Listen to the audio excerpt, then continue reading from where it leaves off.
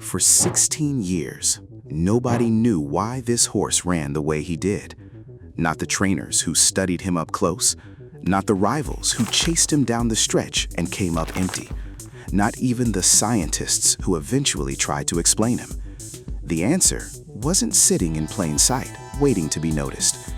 It wasn't visible in a single photograph ever taken of him, not the ones from the winner's circle, not the ones frozen mid-stride at full extension, not even the ones his own groom took up close every morning for years.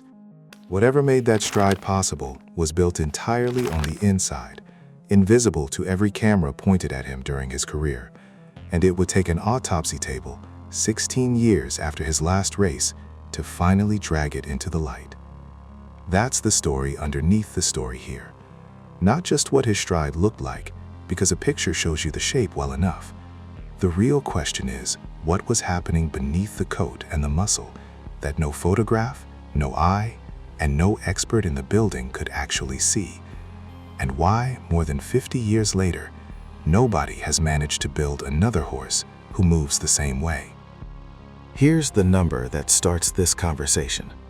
A typical thoroughbred cruising at full racing speed covers somewhere around 20 to 21 feet with every stride. That's an enormous number if you've never thought about it.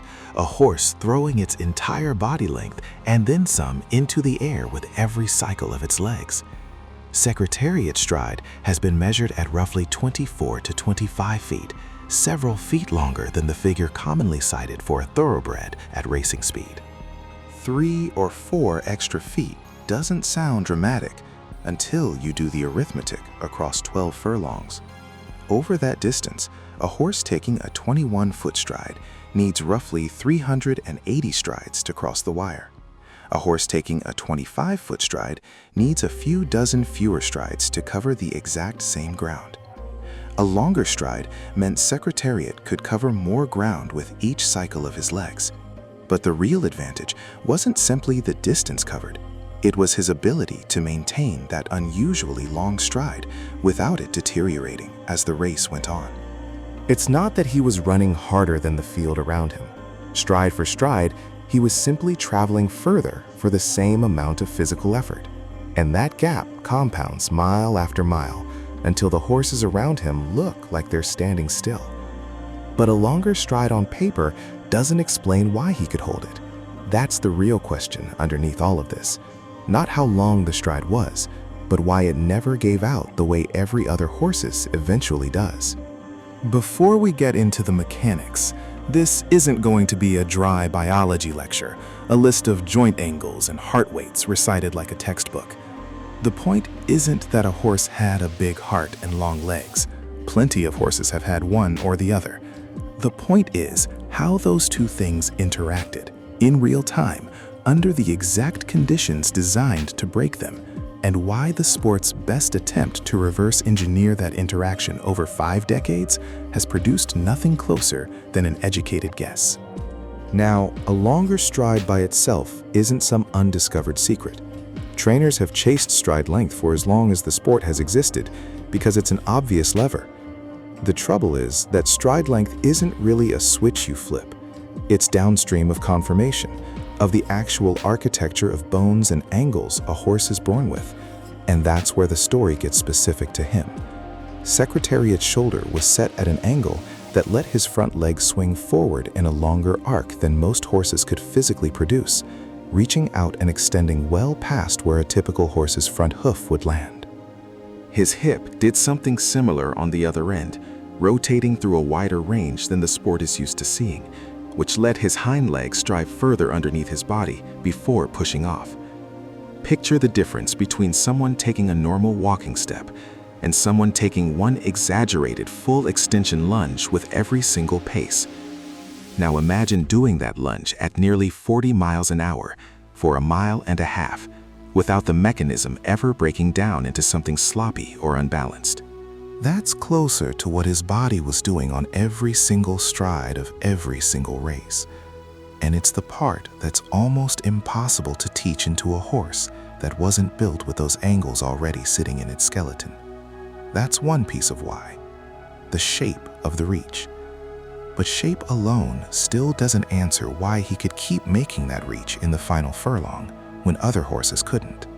There's a specific detail buried in that mechanism that trainers who've studied the tape keep coming back to, because it's the part that looks the most unnatural, and it's also the part that mattered most. Watch his front leg land. Most horses, even very good horses, land on that leading front hoof with the leg still slightly bent, absorbing shock through a small amount of give in the joint before the next stride begins. His front leg appeared to land unusually straight, creating a strikingly rigid-looking moment of impact. Whether that geometry itself made him more efficient is harder to prove, but what is clear from the footage is how consistently he maintained that extended movement without an obvious breakdown in form. He wasn't losing energy at the exact moment most horses do lose a small amount of it, over and over, 300 and some times across a race. Multiply a tiny efficiency gain by 350 strides, and you get a horse who arrives in the stretch with more left in reserve than the horse who'd been bleeding off small amounts of that energy the entire way around. That's a second piece of the why. Still not the whole answer, because efficient legs only get you so far without the fuel to keep driving them. None of that mechanism means anything on its own without the engine behind it. And this is where his story eventually collided with a fact nobody could see while he was alive. For 16 years after his last race, the length of that stride was treated as a mystery of conformation, a happy accident of bones and angles that happened to line up in one horse better than they'd lined up in almost any other horse in the history of the breed. Then, in the autumn of 1989, after laminitis finally caught up with him at 19 years old, a veterinarian at the University of Kentucky named Dr. Thomas Swerchek opened him up for a routine necropsy and found something that had nothing routine about it. The heart was simply built on a scale Swerchek said he had never encountered in thousands of examinations, later estimated at somewhere around 22 pounds, against an average thoroughbred heart closer to 9. More than double the ordinary size, sitting inside an animal who'd spent his whole career looking to the skeptics who first scouted him, like he was carrying too much bulk to be a classic distance horse at all. That single organ rewires the explanation for the stride, because a longer stride isn't free. It costs more oxygen. Extending that far, driving that hard off the hind end, snapping that front leg out straight and absorbing the shock of it, all of that demands a larger, faster supply of oxygenated blood reaching the muscles doing the work, or the mechanism collapses under its own ambition within the first half mile.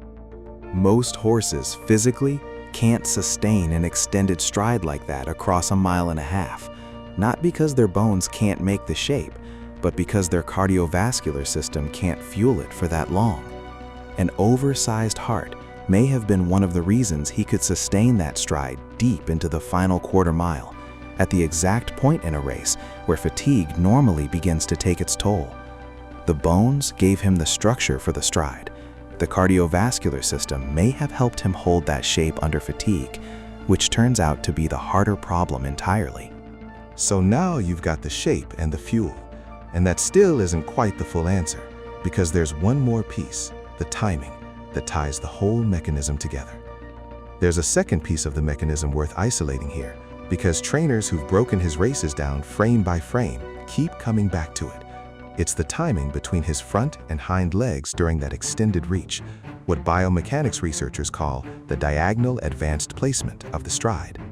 Analysis of his stride pattern found that gap compressed to something unusually tight, the hind and front legs landing closer together in time than is typical for the breed, which meant more of the propulsive force generated by the push of the hind leg was being transferred directly into forward motion rather than dissipating through a rhythm that wasn't quite synchronized. It's a small technical detail, a fraction of a second here and there, but it's exactly the kind of fraction that separates a horse who is merely fast from a horse who can sustain that entire architecture of motion across 12 furlongs without the system gradually falling out of rhythm the way fatigue usually forces it to. Shape, fuel, and timing. 3 answers to the same question. And still, put together, they don't fully explain what made him refuse to fade. That's really the piece that separates him from every horse who's tried to copy the formula since. Because here's the thing about a long stride on its own. It's actually somewhat common to see, at least for a little while, early in a race, when a horse is fresh and full of run. Go back and watch almost any young, athletic thoroughbred breaking from the gate, and you'll catch a few strides that look enormous, elastic, full of reach. The differentiator was never whether Secretariat could produce that stride. Plenty of horses can produce something like it for a furlong or two. The differentiator was that his stride at the 8th pole in the final desperate seconds of a 1.25-mile race measured almost identically to his stride out of the gate when he was fresh. Track scientists who've broken down his derby splits found his final quarter mile wasn't just fast in an absolute sense. His final quarter was extraordinarily fast relative to the pace he'd already established, and unlike the horses around him, his performance showed little sign of the dramatic late-race deterioration we normally expect. The horses around him were beginning to show the normal effects of fatigue, while Secretariat was still maintaining or even extending that enormous stride. He was still lengthening his, or at minimum, holding it at full extension at the exact moment biology says a horse should be losing ground on every single cycle of its legs.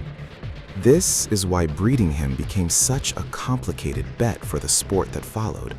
Bloodstock agents chased his conformation, hunting for that same shoulder angle and hip rotation, and some offspring came close, sons with the frame but not quite the engine. What nobody could breed for directly was the heart itself. You can select for bone angles by eye. You can't select for a 22-pound heart by eye. And by the time imaging technology could even estimate cardiac size in a living horse, the combination behind his was already scattered across hundreds of descendants. The trait actually carried forward best through his daughters, not his sons, feeding into sires like AP Indy and lines through Storm Cat. So his genetics run deep through the modern breed, just never in the exact shape that made him famous.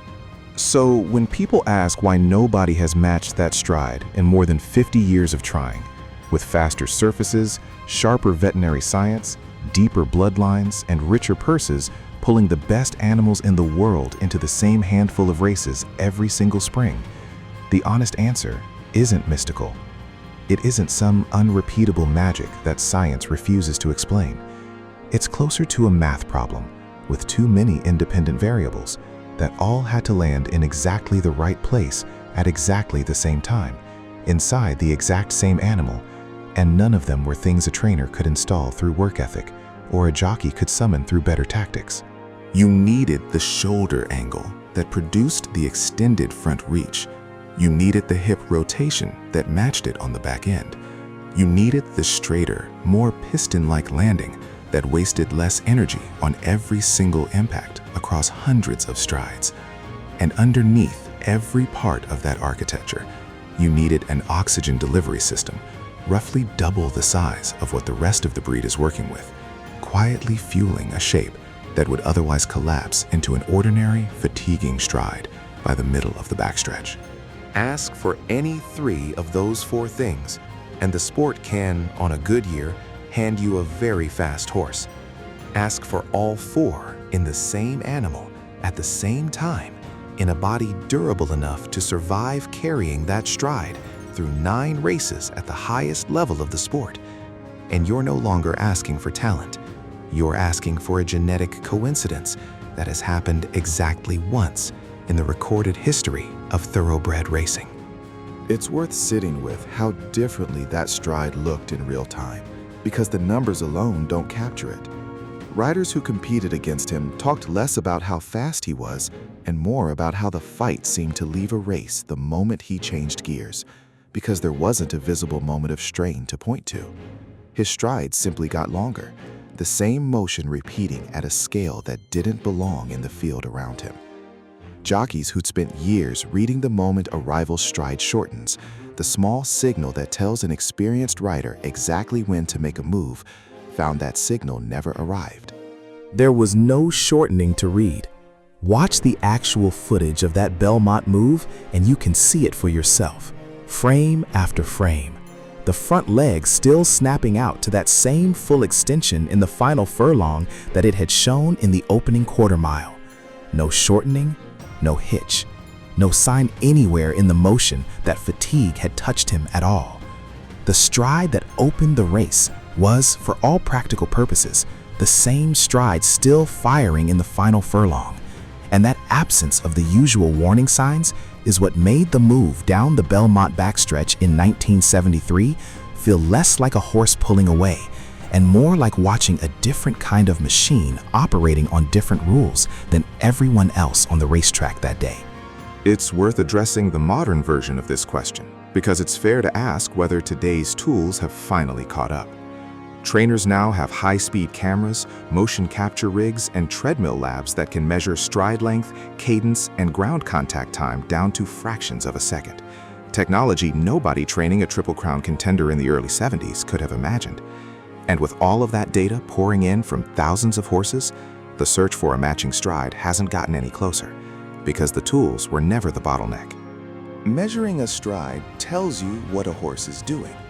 It doesn't tell you why one particular horse could keep doing it at full extension for 1.5 miles without the mechanism degrading the way it degrades in every other horse tested the same way. The data confirms the mystery instead of solving it, handing trainers an ever more precise picture of exactly how far short every modern contender fall, without ever explaining why the gap refuses to close. There's a human piece to this too, one that rarely makes it into the biomechanics conversation, and it comes from the man who felt that stride underneath him for every meaningful race of that career. Ron Turcotte spent years afterward trying to put language around what it was actually like to ride him in the final stages of a race, and the description that stuck with people wasn't about speed at all. It was about the complete absence of any warning before the horse changed gears. Most horses telegraph the moment they're reaching their limit, a subtle change in the rider's hands, something a jockey with enough experience learns to read the way a sailor reads a shift in the wind. Turcotte said that feeling never arrived. The stride underneath him at the 8th pole felt, by his own account, essentially identical to the stride out of the gate, which meant the usual toolkit a jockey relies on to manage a tiring horse had nothing to work with. That absence of strain isn't something you can teach a rider through better hands or smarter pacing, because the rider isn't generating it. The horse's own physiology is, and no amount of jockey skill manufactures a heart that size, or a stride that refuses to shorten. Breeders tried other approaches too, beyond chasing his direct bloodline, and the failures are as instructive as the successes were rare. Some bred specifically for exaggerated shoulder and hip angles, hoping conformation alone might manufacture that reach, and produced horses with visually striking strides who faded at exactly the point his never did, because the frame existed without the cardiovascular engine to sustain its demands. Others chased cardiac size directly once imaging technology matured enough to estimate heart mass in a living horse, and found that a big heart alone, without the matching skeletal architecture to convert that oxygen into stride length, produced strong, durable horses rather than historically unmatched ones. Neither approach reassembled the narrow overlap of traits that happened once by accident, and a colt nearly passed over on the flip of a coin. And that's really the case for why this specific record has survived every single challenger the sport has thrown at it since, in an era supposedly engineered to produce faster, stronger, better conditioned athletes than ever before.